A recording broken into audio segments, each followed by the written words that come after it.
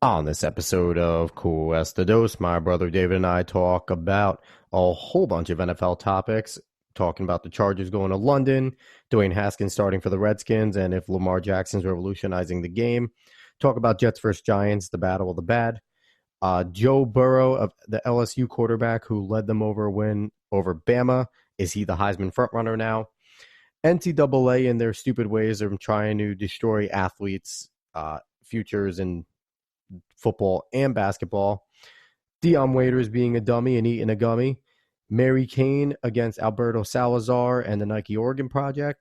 And an inspirational story about Joshua Griffin, the 33-year-old college football player from Colorado State. So without any further ado, enjoy the show.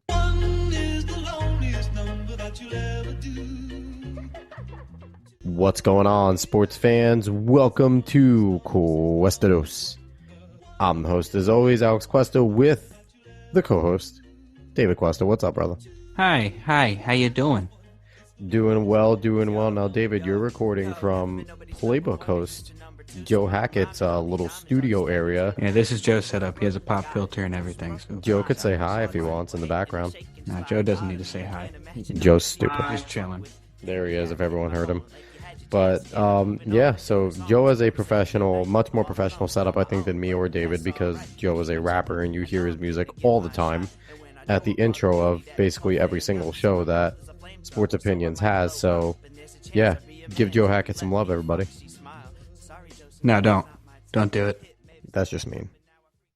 But we have a packed show. I apologize to anyone that was looking forward to the Sports Opinions proper. Me and my guest had a little malfunction in terms of communication, so we will be picking that back up. I'll be having him back on sometime in December, but this week should go without a hitch, so expect to have Sports Opinions back on.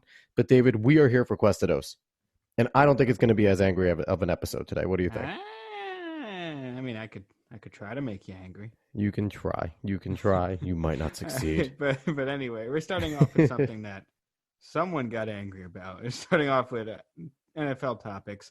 First off, we're going to do the Chargers, the speculation about the Chargers moving to London. Now, I don't know if everyone saw that, but there was some speculation about the possibility about the Chargers moving to London because playing in LA is an away game every single time. But the owner denied it, and a very large rant. Profane. Yeah, large and profane rant.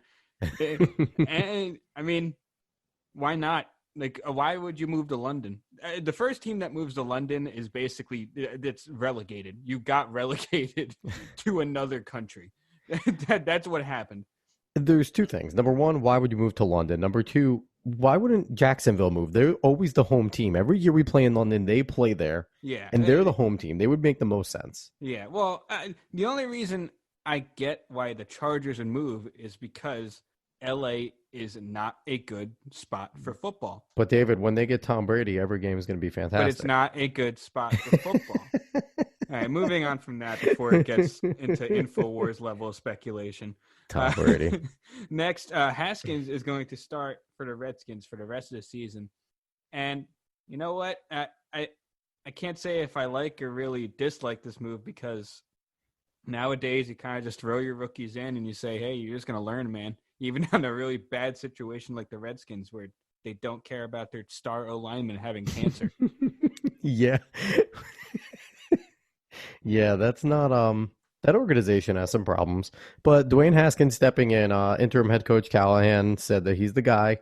And all the speculation from every talking head is that there's a reason why we haven't seen Dwayne Haskins before this time, and that just tells me he's going to be just fine. Because whenever the talking heads all get on in one sort of big voice, they're usually wrong. Yeah, so we'll see how it goes for him. He's in a bad situation over there. Hopefully someone. I mean, hopefully Bezos can buy the Redskins and if he'll rename them. What do you think he'll rename them to? The respectable spear throwing guys? Like, what would he rename them? I have no idea.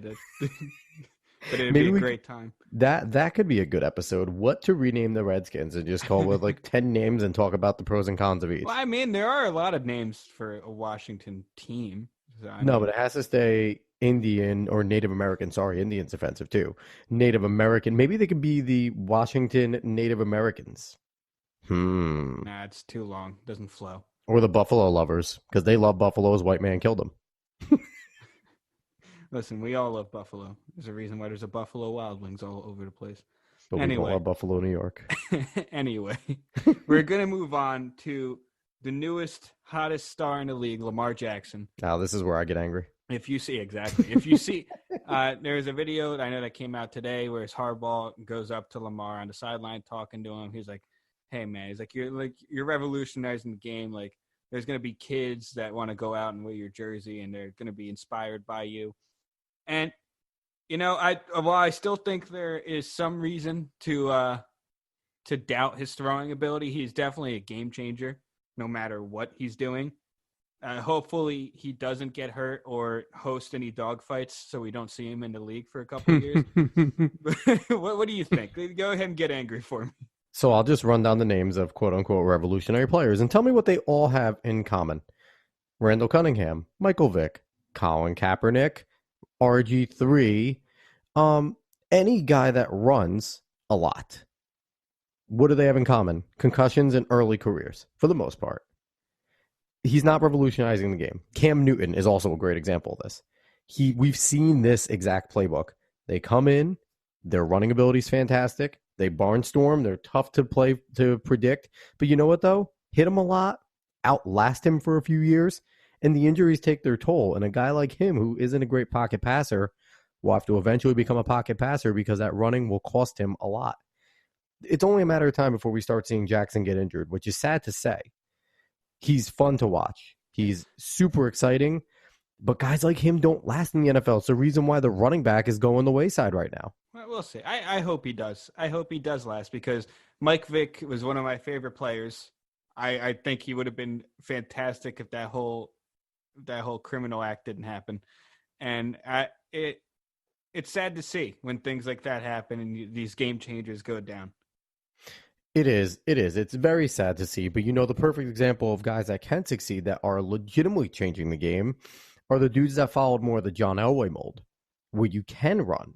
You have the ability to run when you need to, but it isn't your first go-to, a la the Russell Wilsons, the Aaron Rodgers, those types of players. Those are the guys that have revolutionized the game. The mobile guys. Deshaun Watson, man, or Pat Mahomes. Deshaun Watson. Hey, you know what? Pat Mahomes. Daniel Jones. Daniel Jones is yet to be seen. He played a good game. He played a good game in our next topic, the Battle of the Bad. The Jets versus the Giants. It's a pretty good transition there. Look at you. Right, you like it. But Daniel Jones is exactly that mold in terms of arm talent and leg talent. Now, it's yet to be seen whether or not he will ever join that ranks. He's not similar leg talent. Like, he's not that like Watson, Mahomes, or even Rodgers. He ran like a 4.45. That's nice. He's not slow. That's nice. He's not, and he can run. When he does run, he's fast. He's not one of those. He's not like when Tom Brady or Eli tucked it. He's not. It took 10 steps for him to get it going. He's not as evasive as the other ones, though. No, he's more of Ryan Fitzpatrick evasive, which is evasive enough. You can get yardage. He's not going to have 100-yard games, but he can chunk off 40 yards per game for a good amount of time. Maybe. He does that. But I'm just saying that type of mold of player where their legs are their secondary option is the type of thing. And what we saw from Daniel Jones, what I saw from Daniel Jones in the Battle of the Bad, the Jets versus the Giants, where the New York Jets destroyed their draft stock by winning a second game. They're bad at being bad. Anyway. Don't make me get mad now. They're bad at being bad. They're not good at anything else. They're not good at anything, Dave. No, I don't care about that. We'll start off with my positive for Giants fans because they're throwing their babies off the cliff right now because the Giants lost to the Jets. But if anyone's ragging on Daniel Jones today, yes, does he have a fumble problem? Yes. That is scary. It's tough to fix, but if he can fix it, Giants forget there was a great Giant that had a fumble problem early in career by his name of Tiki Barber, and he ended up being one of the all-time great running backs. But Daniel Jones was not the reason why the Giants lost that game. 4 touchdowns, no picks. I think passer rating in the high 80s. Yeah, he did hand the ball off for a touchdown too. He handed it off. They lost that game. No, he didn't get the joke. He handed it off to Jamal. I know, shush. Jamal's a grown man. But bottom line, they lost that game because Pat Shurmur is not very good at calling games. which is a theme in this little topic. And Their defense is bad, really bad. So don't rag on Daniel Jones, Giants fans. I'm not a big Daniel Jones fan, but he played well. What do you think about the Giants? Give me your Giants take there. Well, I mean, he did play well. The Giants defense has been bad all year, and it's going to continue to be bad. That's the main thing that they need to shore up. And they obviously need wide receivers that aren't going to get hurt every 2 games. So, like, there are things that obviously the Giants need to fix. But Jones is coming together, especially in his rookie season. We'll see how guys catch up to him for his sophomore season. But he's not looking bad, and hopefully they can get Barkley healthy, because that's their main playmaker. Yeah. Barkley's their main playmaker, and the offensive line, yes, the Jets hit Daniel Jones. But in terms of creating holes for Barkley, a healthy Barkley probably gashes the Jets. I know the Jets are one of the best running defenses in the league, but that line wasn't awful. They weren't great. They were still better than the Jets. They weren't very good. The Jets aren't good at getting sacks. Yeah. They aren't good. They might be able to cause a tiny bit of pressure, but we don't get sacks. That was the most Anderson sacks and we've had Jenkins all were year. back. That's true. Big difference. Anderson came on strong last year, was our sack leader, and Jenkins is good around the outside. That's a huge difference that people didn't note in this game, that our 2 best pass rushers were there. I'll give you that, but still, they can play a little better than that. On to the Jet side. Number 1, uniforms are fire, and they need to be the home uniforms forever. They don't need to be specialty. I love the black uniforms. That's my first take. Second take is they won the game in spite of Adam Gase. That man cannot call a consistent football game. Again, what did we see, Dave? Early in the game, it worked. And what worked, Dave? Quick game. Quick game, short, quick. Sorry. Short, quick, accurate passes where Darnold really was able to get the ball out of his hands quickly. And then when he was able to take a 5-step, he had a little more time because they were anticipating the quick pass. Then what does he do? He goes into his lull of predictable runs, terrible play actions because the running game isn't working, 5-step that gets Darnold hit, and Darnold got really lucky with some of his throws this game. What do you think about the Jets? All right. So, listen, I get what you're saying. And I still have that same concept with Adam Gase, but you have to give him listen, we put up 34 points, 27 not counting the Jamal Adams strip sack. Mm-hmm. So we still put up 27 points. Yes, the Giants' defense is bad, but so are the Dolphins, and we couldn't do that to them. So you got to give him a little bit of credit, and you got to give Darnold a little bit of credit there. Because, I mean, yeah, he's throwing passes that didn't look like they should be completed, but they were. We congratulate every other QB when they do that. Why not Darnold? So if he's able to see it and do it, then you should be happy that he did it. I know it's dangerous, but no one complained when Patty Mahomes threw 50,000 dangerous throws that should have been picked off but were caught. So we got to give and take here. You can't just hate on your team for no reason. But yes, we can. But listen, Gase obviously needs to get better at adjusting throughout the game. His scripting, the first 15 plays of like the start of the game and the start of the half are fantastic. Yep. Adam Gase can script the first 15 plays almost perfectly, other than that Patriots game. Almost perfectly. But the rest of it, you could see it, though. He's getting a little bit better. Like I said, 27 points, even though the Giants' defense is awful, is still a step in the right direction for us. Yes, it is. And final thought about the Jets. MVP is Sam Ficken. Consistent field goals are being made for the first time in how long? Well, since Jay left. He missed the first one, but still. It was a long one, and it's okay when you're missing 48, 59 yarders, whatever that was. It's 54. That's okay. A 54-yarder can be missed every once in a while. I'm not going to crucify him for that. Yeah. But anything like 45 and in, he's been money, and he's made extra points. That man's my MVP right now. You can't give it to Jamal, man. No, Jamal does his job all the time. I'm finding a position that doesn't do their job, and it's been the kicker. All right, so we're going to go from the MVP of the Jets team that for some reason you think is Ficken to the MVP of college football, the Heisman, most likely Heisman winner. I'm saying it's Joe Burrow after that game against Alabama. He's been playing out of his mind all year, and when you do that to Bama, a team that's historically known for its defense. Yeah, they haven't been as suffocating as they have been in the past years, but a team that's historically known for its defense against Nick Saban in Tuscaloosa, you play that well, you're getting the Heisman. He would have to fall off a cliff and then hit the next cliff and fall off that one in order to lose the Heisman this year. LSU needs to go undefeated. They need to make the playoff. That's definite for him to win it, because even though Bama lost, they still stayed at 5th, which is stupid. But LSU needs to do that. And right now his numbers say he is. 33 touchdowns, 4 picks. I think he has like a 102 passer rating. He's playing really well. And LSU hasn't had a legitimate quarterback in a really long time.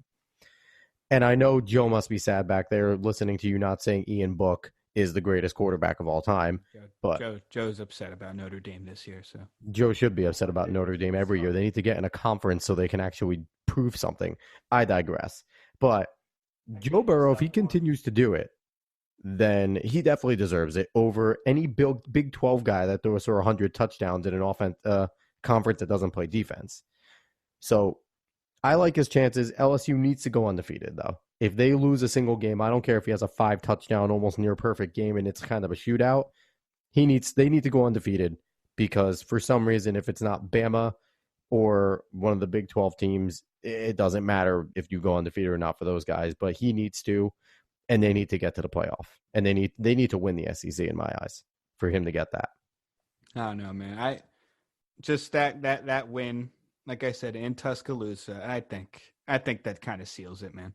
But it only dropped Bama to 5. Can we talk about that for a second? What team can lose to your rival at home in a game that the score is closer than the game looked and not drop further than 5? Well, they've dropped them out of the playoff. Oh, God, Nick Saban's going to call the office. Hey, tell me you didn't expect that.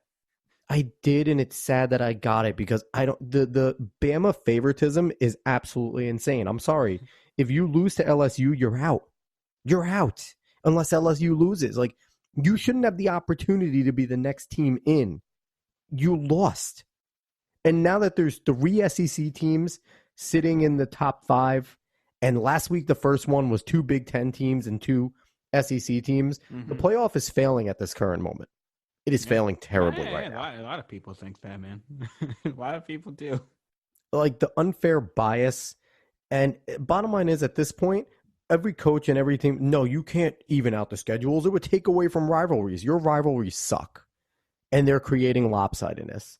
I feel the only way to make this fair is to make even schedules. Let the schedule makers do it in the NCAA office, because the coaches and the teams can't do it themselves. Yeah, it's really annoying when, like, Bama's playing our sister's Baptist Church University, and no one wants to watch that. Like, that's annoying. And then the excuse is, well, SEC schedule is so hard. I'm sorry, if Rutgers scheduled the whole entire SEC East, they might go 500. That's how bad the SEC East is. It's one of the worst conferences in all of football. That half of it, at least. Georgia and Florida are good every year, and that's it. Every other team sucks in that conference. Listen, ask Matt Santos, one of our buddies. He thinks Tennessee's going to have a good year every year. It's always a bad time. And every year they disappoint him. Why? Because they're a D1 AA school right now. They're just as bad as Rutgers and any other bad team. See, you got mad. I hate you so much. Something else I can get mad at. Continuing with the stupidity of the NCAA, this happens to do directly with the NCAA. They are trying to screw people, young athletes, not only in football, but also in basketball. And they both happen to be probably the most talented guys in each of their sport, which I'll never understand why the NCAA hates their own moneymakers. First, we'll keep with football. Chase Young of Ohio State has been suspended for potentially 4 games. Everyone thinks it's going to be 2 games. He served the first game this week in Maryland because he apparently took money, and he admitted to this. He took money from a family friend who he met the year before his, I guess, senior season in high school. And the guy apparently gave him money so his girlfriend can go to the Rose Bowl last year, and he's paid it back. And the NCAA rules are so stupid. So stupid. And it was like a round trip from where his girlfriend lived to the Rose Bowl in Pasadena's like $300. You're going to kill this kid's Heisman's chances and potential playoff chances. Now, if it's only 2 games, they destroyed Maryland. They're going to kill Rutgers by 533 points this week. So it's not a big deal. But if it goes into 4 games, you're talking about Penn State in one of those games. Yeah. They're going to kill this kid's chances because their stupid rules and their need to control everything for $300. They're going to kill his chances. And number 2, in basketball, potential top pick in the 2020 draft, James Wiseman of Memphis, took help 7 years ago from now head coach of Memphis, Penny Hardaway, for his family to move into the Memphis area. Now, the connection's close from Penny, but Penny was not, he's a Memphis grad. At the time, he was a booster. He ruled a booster. Mm-hmm. And he ended up coaching the kid throughout AAU and things. So the connection's much closer there. But if he took help 7 years ago, and now it's an issue, you let this kid pass the clearinghouse. You let him get recruited, go to Memphis, but now it's an issue. It's embarrassing. The NCAA is an embarrassment, and their rules are stupid. Yeah, I don't know. I mean, I expected this when what was it, Kyle Guy from Virginia? He couldn't set up his registry for his wedding. Like that was the NCAA actually came down on him for it because he was accepting gifts for his wedding, and they wouldn't allow that. After that happened, I mean, like I just kind of throw everything out of there. I'm like, yeah, not surprised that the NCAA did this time. Just more fodder for the NCAA needing to be disbanded. Yeah. It's awful. It is the worst. It's getting as bad as the AAU was during the 60s for Olympic athletes, where, not as bad because the Olympic athletes were actually 100% poor in every which way. They got no money. They didn't even have scholarships and able to at least have housing. No. They were just screwed in every which way. But the NCAA is pretty close. It's pretty close. It's getting there. Yeah, they're being a bunch of dummies. And moving on to another dummy. Hey, he's a dummy, but I respect his not snitching.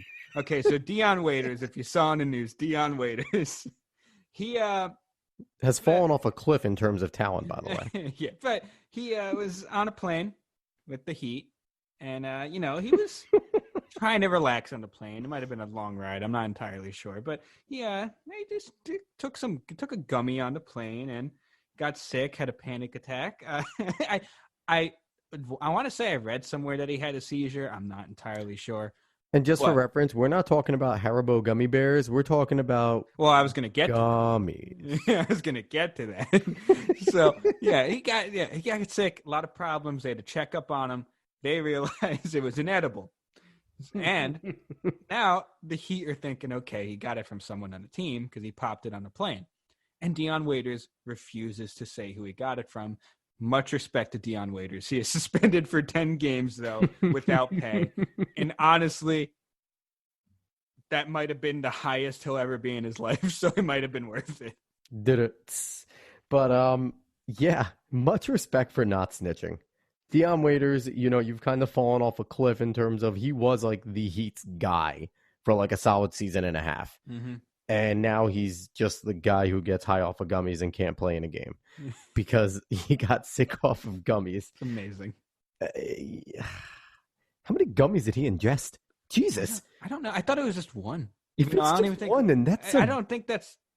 unless it was just really bad. I don't know. They need to put a warning label on those gummies if that's the case. Jesus.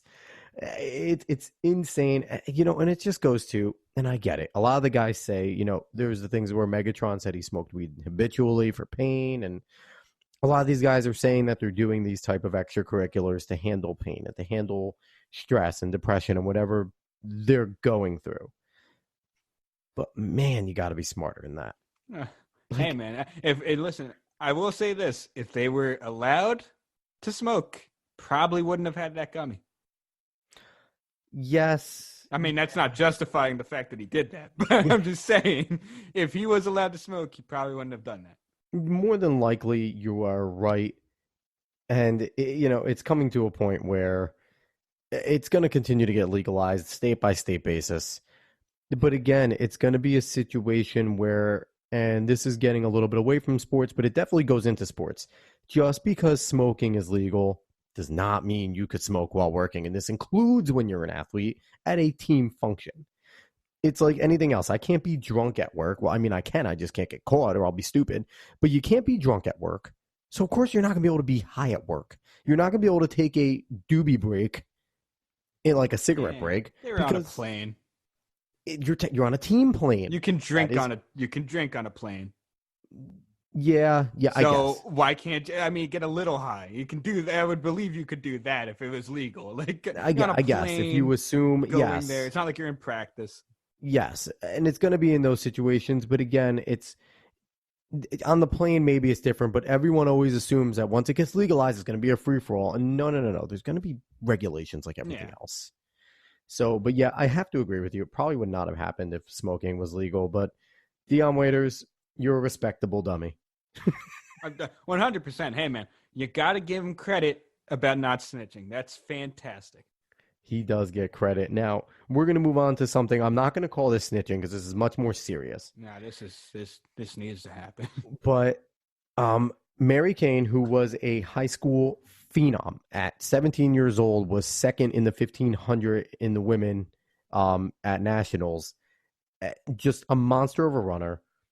Joined Nike Oregon track project, which was the premier distance team for America that produced guys like Galen Rupp, who was an Olympic silver medalist in the 10,000 meter. Maddie Centrowitz was on that team, the gold medalist in the 1500. Other amazing athletes on that team.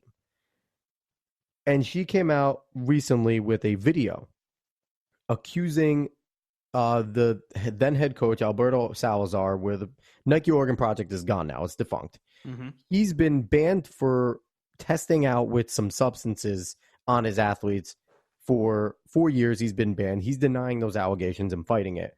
Now this comes out against him, where Mary Cain said that she was physically and emotionally abused by Salazar, citing times where he would tell her she was too fat, where he would berate her after races, and certain things like that really, really paints him in a terrible light, not only for now what he did with the drugs in his athletes, but just for now how you could see that he's possibly treating his athletes.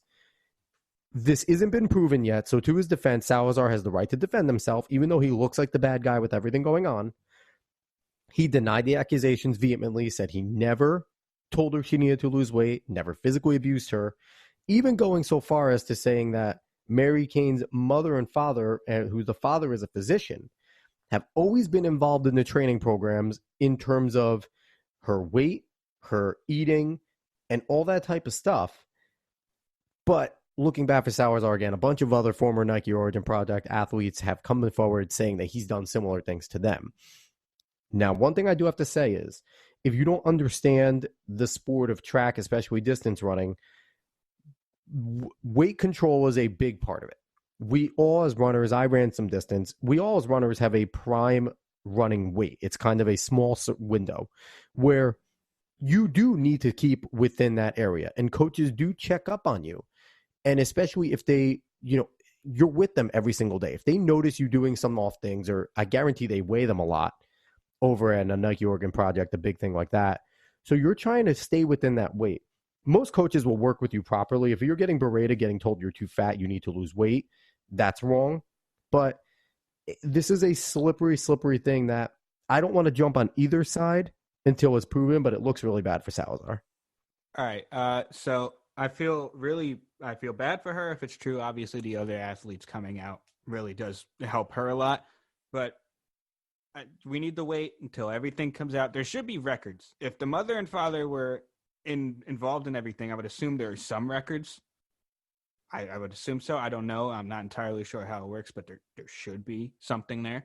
But I feel we have to wait until everything comes out. But I feel like this comes to one point that needs to be hammered in, and it's the point that whenever these things are happening at the time, you need to speak out at that moment.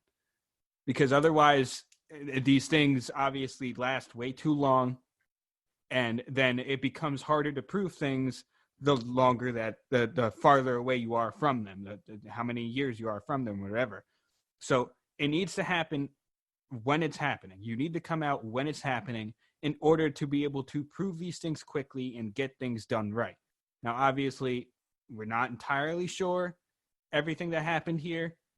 I feel like the people coming out in support of Cain saying the same things happened obviously leverages to her side because it's more people, but we still have to wait. Like I said, there should be some kind of records there. I would assume that we have records all over the place all the time. So but we have to wait until everything comes out to figure out who to stay with.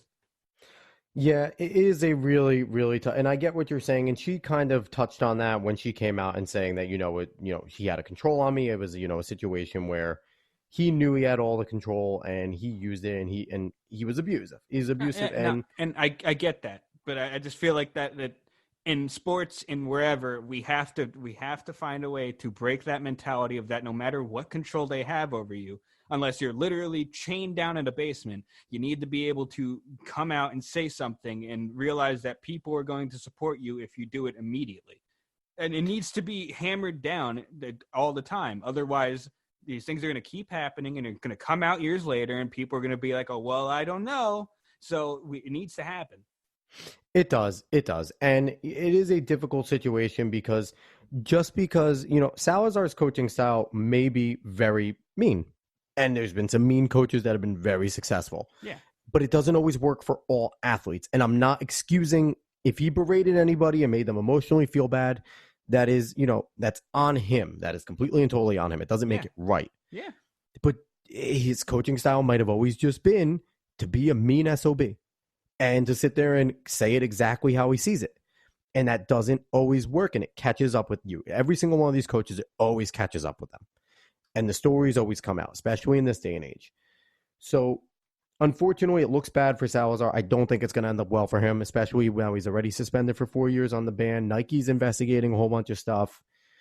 I hope that in the end, I hope Mary Cain can get back on track with her career because she was amazing. She's only 23, so she has plenty of time to run. But I definitely want to keep a lookout on this and possibly bring it back up in future shows if there's more developments. And lastly, we are recording this on Veterans Day, and I have to bring up ESPN put a little blip up on my phone today with an article that really interested me. Really, really, really interested me. And it was because it said the oldest college football athlete in the nation. And I clicked on it, and it happened to be about this Colorado State football player, Joshua Griffin, who's a 33-year-old football player. Now, people might ask, how is he 33? How does he have eligibility? It's because he's given up 10 years of his life to serve in the Army. After high school, he played high school football. He gave up 10 years of his life to go and serve in the Army. And he's still an active Army sergeant while playing at Colorado State. He's easily the oldest player in college football at 33. And he said he's returning to the Army. He wants to participate in senior day this year because he's returning to the Army after this season. He just wanted to prove to himself that he could do it. This is the type of stuff that inspires me because he's a walk-on too. And he worked his tail off at the tryouts and he made it and he walked on. And I don't think he's played in a game yet, but just to play at the Division I level when being rusty after 10 years, unbelievable. Yeah. No, it's awesome. That's completely awesome. I'm not going to lie. I think the training for the Army definitely got him into good shape for it, but obviously you need to get into football shape and get your talent back. But no, that's great to hear. I mean, hey man, he's living his dream. He's trying to do the things that he loves, and I respect him for it. Yep. They apparently said he used to train extra while he was in the Army. He would throw his backpack on and just continue to run when everyone else was lounging. So this is something he wanted to do, and I'm happy for him. And I just want to thank him for his service and all the other veterans that have served. This is a day where this type of day, Memorial Day, all these types of days are the days where we should really look at more than Christmas, more than Easter, more than Thanksgiving, because guys like Joshua Griffin are the people that give everything for us. So thank you, Joshua Griffin, for your service and a great story. David, anything else to add? No, just, thank you for your service. It's something that not everyone can do. It's something that not everyone I obviously haven't done it. You haven't. And it's respect and a lot of thanks for going out there and doing the things that you do for all of us. Absolutely. All right. So on a happy note, yay, we ended on a happy note. On a happy note, that will close out this episode of Cuesta Dos. You can find me Twitter and Instagram at A_Cuesta30. Find David on Twitter at DQuesta308, Instagram at Questanthemum, Questacola, one of those two. Questacola. Questacola, you know now. Okay. I mean, we said it enough on here.